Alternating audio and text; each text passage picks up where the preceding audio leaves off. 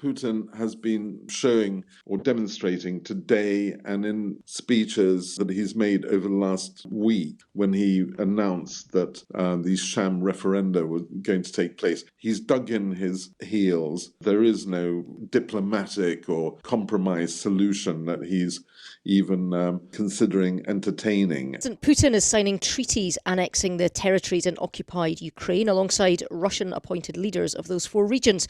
Addressing officials in Moscow, he accused the West of being greedy and wanting Russia to be in its colony. President of the European Commission, Ursula von der Leyen, has tweeted, "The illegal annexation proclaimed by Putin won't change anything. All territories illegally occupied by Russian invaders are Ukrainian land and will always be part of this sovereign nation." I'm joined now by Askold Krushelnycky, who's the Times Ukraine correspondent.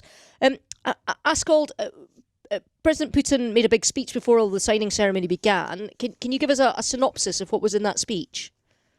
Well, somebody described it as a rant, and it seemed to be a listing of all of his grievances and accusations against the West, that they've supported Ukraine, they've ganged up on Russia, they want to dismember Russia, make Russia weak. He even accused Britain and America of having sabotaged the gas pipelines that most people think were sabotaged earlier this week by the Russians themselves. And he's said that these lands now are part of Russia, and any attack, any attempts by the Ukrainian army to seize them back or to fight even on those territories will be viewed as an attack on Russia itself, and that carries the threat that Russia might use nuclear weapons. Well, in terms of the way in which this has happened, I mean, the language is pretty bellicose, talking about these kind of sham referendums as saying that the people have made their choice. It is a definitive choice. I mean, I don't know about you, but I certainly saw video footage of people being marched at gunpoint to polling booths. It's hard to put even a lick of paint of legitimacy on this, isn't it?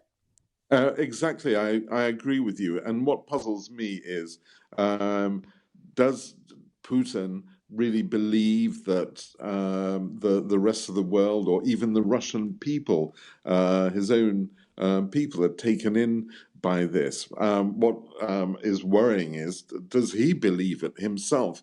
I mean, has reality and sort of lies and distortions merged so much that if you say, in his imagination, if he proclaims, yeah, this Bristol is now part of Russia, and nobody must try to take it back, otherwise we'll use nuclear weapons. I mean, it's puzzling to what extent he actually believes all of these sham things that have happened. But Askold, I mean, this is, if you just look at the size of these places, I mean, it's the biggest annexation of territory since the Second World War in Europe. I mean, it's enormous. Surely that poses huge questions of what the West does now to support Ukraine, because it presumably can't just let this stand. I think that what Putin has been showing or demonstrating today and in speeches that he's made over the last week when he announced that these sham referenda were going to take place, what he's demonstrating is that he's dug in his heels. There is no diplomatic or compromise solution that he's even considering entertaining. And he knows that if he fails to show to the Russian people that all these Russian soldiers who've died have actually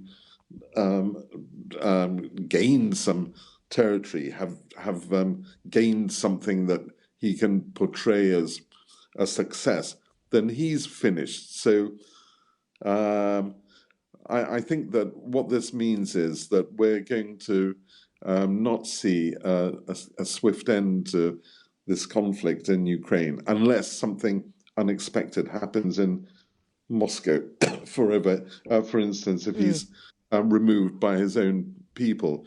But what he's signaling is that this is now going to go on for a long time. Well, look, thanks for giving us that update there, Askold. That's Askold Krushelnycky, who's our Ukrainian correspondent.